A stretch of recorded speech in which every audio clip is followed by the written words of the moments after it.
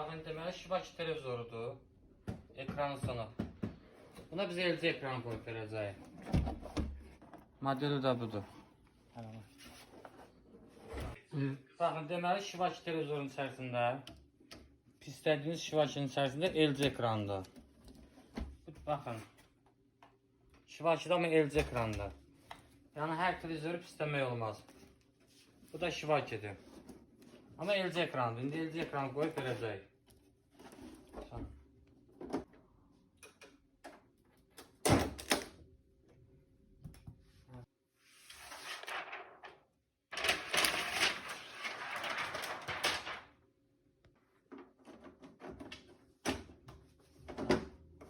Baxın, düzəltdiyimiz Şivaki televizorudur. Qardaşımız da Lənkərandan gəlir. Xoş gəlib, çox sağ olsun. Bizə müraciət edər. Allah razı olsun. Qardaşımız da çəkdənəm. Sağ olun. Allah razı olsun. Ağız qoz var olsun.